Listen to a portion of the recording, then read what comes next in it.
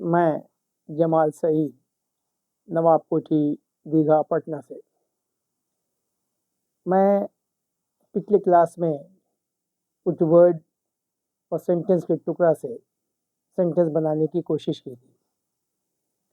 आज फिर हम उसी को आगे बढ़ाते हुए ये सीखेंगे दूसरे वर्ड्स, दूसरे अल्फाज, दूसरे सेंटेंस का कुछ हिस्सा, कुछ इडियम्स फ्रेजेस के ज़रिए कैसे सेंटेंस को बनाते हैं।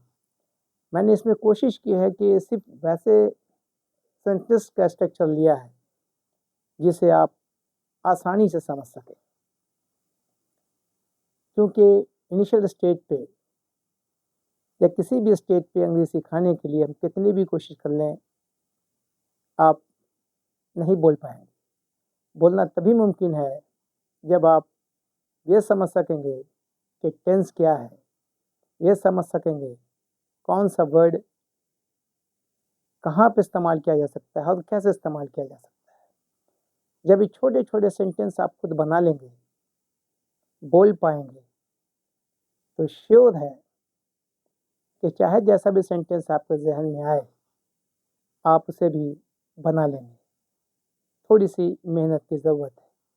आइए हम वर्ड का इस्तेमाल देखते हैं और कुछ दूसरे ऐसे छोटे छोटे सेंटेंस, इडियम्स, फ्रेज का इस्तेमाल करके कैसे हम सेंटेंस को बनाएंगे आसानी के साथ। आइए समझते हैं। अब जैसे एक वर्ड अभी हम ले रहे हैं, स्टैंड। स्टैंड का मीनिंग आपने सिर्फ यही पढ़ा होगा, खड़ा होना। स्टैंड यानी खड़ा होना, जो कि एक वर्ब है। हम यहाँ स्टैंड का मीनिंग ले रहे हैं बर्दाश्त। बर्दाश्त यानी स्टैंड का मीनिंग हम यहाँ बर्दाश्त का लिया जा रहा है।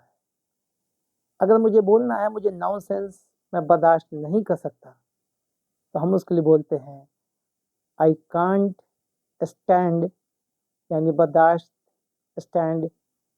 आई कांट नहीं कर सकते, स्टैंड बर्दाश्त, जिसको आप टॉलरेट भी कहते हैं। लेकिन टॉलरेट तो आप जानते ही हैं, स्टैंड भी जानना चाहिए। आई कांट स्टैंड नॉनसेंस।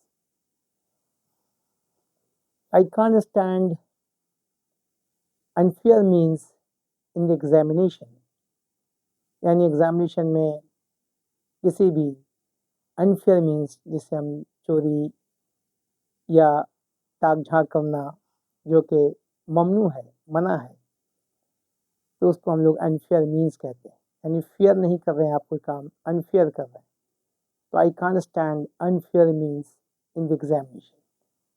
थोड़ा भारी हो गया, आसानी से समझने के लिए हम ये सेंटेंस लिया, आई कांट स्टैंड नॉनसेंस।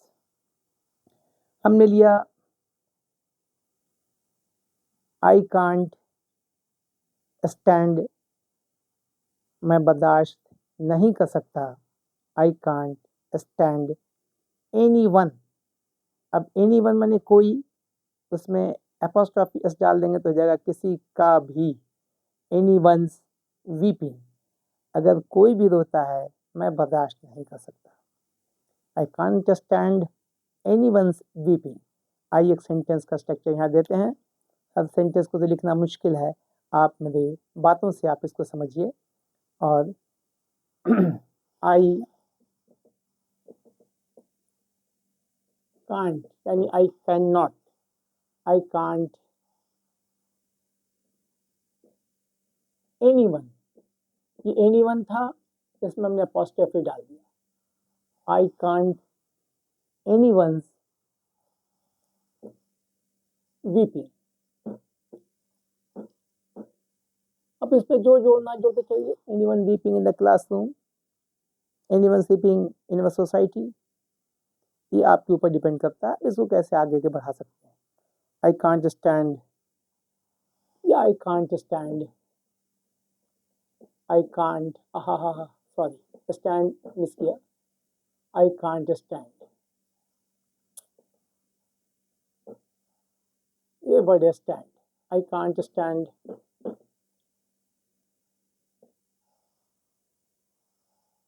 नॉनसेंस, मैं बदतमीजी बर्दाश्त नहीं कर सकता। मतलब स्टैंड का मतलब क्या हुआ? स्टैंड कहते हैं बर्दाश्त करना को। बर्दाश्त आई कैनॉट, मैं नहीं कर सकता। स्टैंड बर्दाश्त। आई कैनॉट टॉलरेट यानी I cannot stand no nonsense, मैं बदतमीजी बर्दाश्त नहीं कर सकता। I cannot stand weeping, anyone's weeping, किसी का भी रोना। एनीवन में एपोस्ट्रोफी डाल दिया तो क्या किसी का कभी नहीं निकल गया। I cannot anyone's weeping. अब आगे आपको जो भी जोड़ना है जोड़ते रहें। होप कि मेरी बात अब समझ रहे हैं। आइए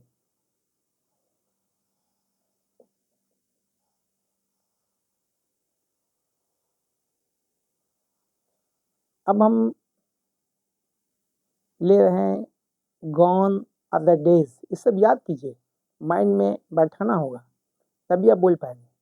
ये बिल्कुल बैठाइए। गॉन अदर डेज, वो दिन चले गए।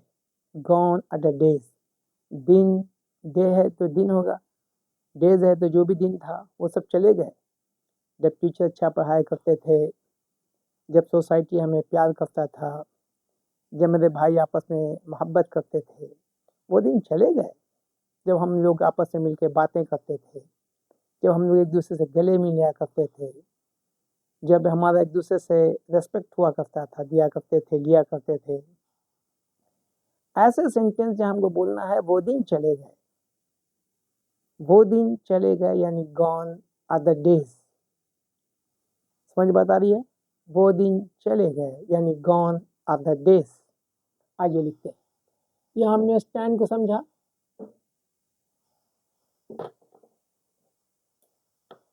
यहाँ ले रहे हम लोग गॉन आर द डेज,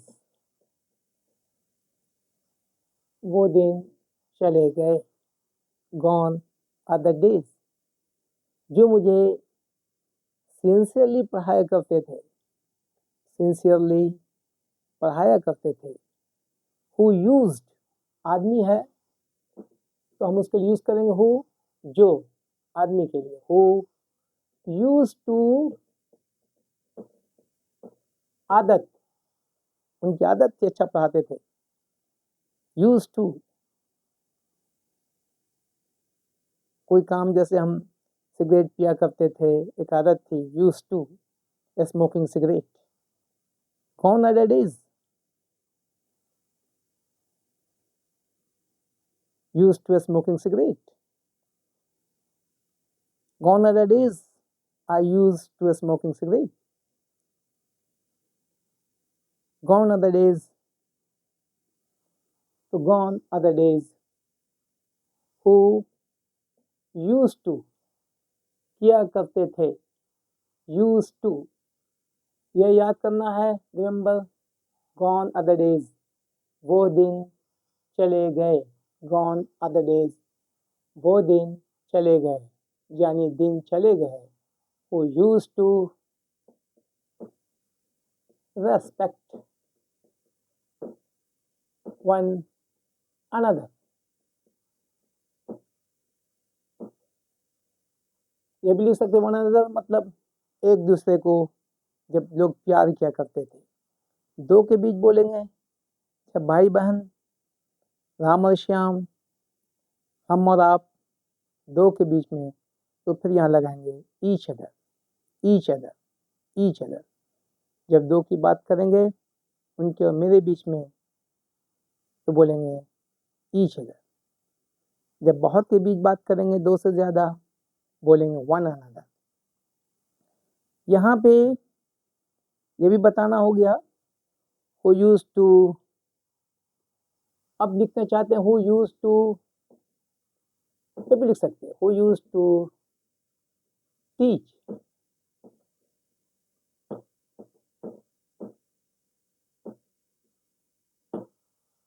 वो दिन चले गए जब टीचर सिंसियरली पढ़ाया करते थे, पढ़ाया करते थे, सिगरेट पिया करते थे, एक दूसरे से मोहब्बत किया करते थे। यूज टू आदत, हैबिट। समझ में बात आ रही मैं क्या कह रहा हूँ? वो दिन चले गए, याद कीजिए वो दिन चले गए का सेंटेंस बनेगा gone are the days. Who आदमी के लिए यूज हो रहा है तो हम हु बोल रहे हैं। हु यूज टू आदत, who used to teach us sincerely, who respect each other, दो से ज्यादा के बीच, हु रेस्पेक्ट वन अदर, दो से ज्यादा के बीच, ईच अदर दो के बीच, वन अनदर दो से ज्यादा के बीच। बात समझ में आ रही है? उम्मीद है कि मेरी बात आप समझ रहे हैं। तो यहाँ पे याद कर जाएं आप, गॉन आर द डेज, उसके बाद ये याद कर जाए, यूज टू आदत। चलिए तीसरा, अगर मुझे हिंदी में सोचना हो, मुझे बोलना हो, अगर मेरा बस चलता तो मैं उसको बाहर निकाल देता। अगर मेरा बस चलता मैं उसे यहाँ बैठने नहीं देता। अगर मेरा बस चलता तो मैं ये कर देता। अगर मेरा बस चलता मैं वहाँ नहीं जाता। देखिए मेरे पास सेंटेंस आ रहा है, अगर मेरा बस चलता जैसे आपके जहन में आएगा ऑटोमेटिक वो सेंटेंस आगे का ऐसे ही स्ट्रक्चर्स पे आएगा। हम यही फंसते हैं, अगर मेरा बस चलता अब मैं क्या बोलूँ, परेशानी से हो गई। याद कर जाइए, इफ़ आई हैड माई वे। सभी लोग ऐसे ही करते हैं, आप भी ऐसे ही करें। ऐसा नहीं कि अचानक तो वो उसके जहन में बात आ गई और उसने कह दिया। लेकिन जो एक्सपर्ट्स होते हैं उनके पास, उन्हें मालूम है कि हम किसी भी तरह से बनाएंगे तो वो सही ही होगा। जैसे खुशवंत सिंह एक ज़माने में जब उनसे पूछा गया, जो बहुत बड़े जर्नलिस्ट थे हिंदुस्तान में, Khushwant Singh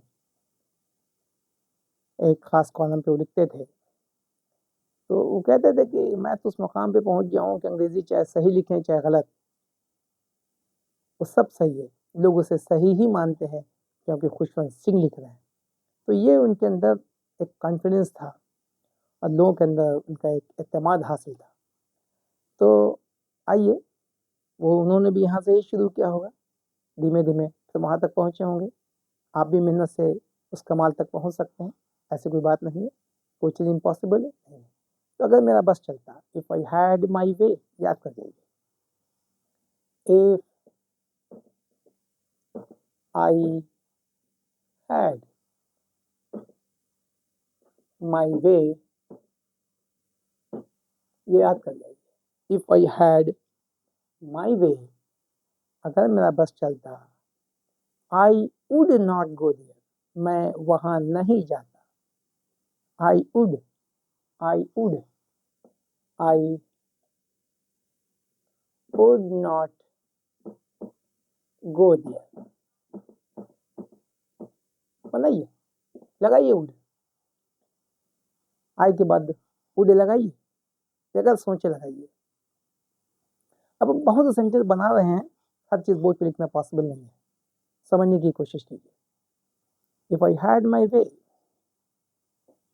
I would kick him out without any rhyme or reason।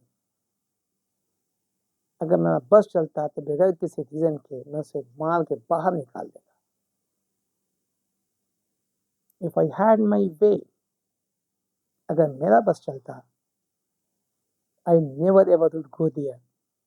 अब देखिए नेवर एवर लगा दिया, मेरा दिल, मुझे मालूम है नेवर मतलब क्या होगा, एवर मतलब क्या होगा। कभी भी किसी भी सूरत में ऐसा बोलने के लिए मैंने नेवर भी यूज किया, एवर भी यूज किया, स्पोकन में सब चलता है। If I had my way, I slapped him, I thrust him outside, I thrown him off, I would thrown him off। If I had my way, I would not respect him। अगर मेरा बस चलता मैं उसकी इज्जत नहीं करता। I would not provide the chair, मैं उसको चेयर नहीं देता to sit, बैठने के लिए। तो आपके ऊपर है, आप अपना जैसे बोलते रहें, जो आप सोचे वैसा बोलें। परेशानी आपकी है कि अगर मेरा बस चलता तो मुझे कैसे कहना है।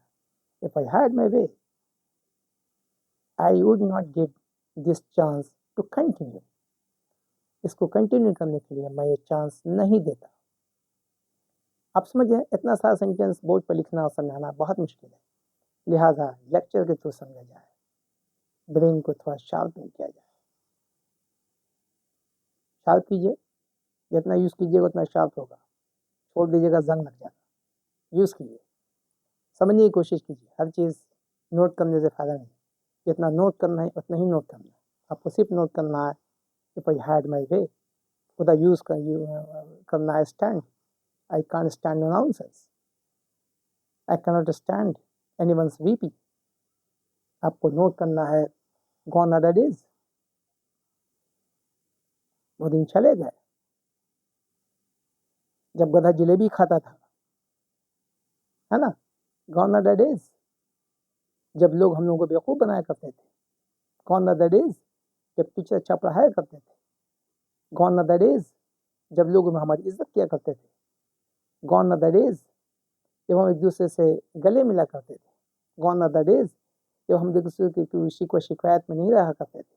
मतलब कहने का सेंस है कि जैसे भी आप जैसे ही सेंटेंस बनाएंगे ना, gone are the days वो दिन चले गए, ऑटोमेटिक आगे का सेंटेंस ऐसा ही बनेगा, उसमें यूज टू लगा देना आदत के तहत। उसी तरह से यहाँ सेंटेंस बनाया था if I had my way, अगर मेरा बस चलता, आगे खुद ब खुद वही सेंटेंस बनेगा जो स्ट्रक्चर मैंने इतना सारा आपको सिखाया है। Gone are the days if I had my way, अगर मेरा बस चलता। वुड लगा के बात कीजिए, इफ आई हैड माई वे, मेरा बस चलता, I would not providing to sit on the chair, if I had my way he would not continue the service, if I had my way I kicked him out without any reason। समझ रहे हैं। आइए उसी तरह से number 4, even if I want to, even if I want to, even if I want to,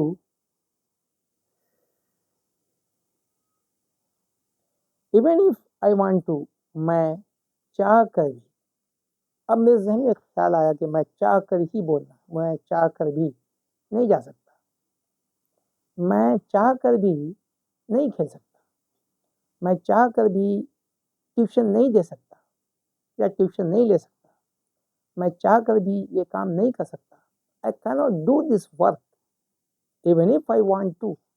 अब आपको याद क्या करना है, even if I want to, ये आपको याद कर जाना है।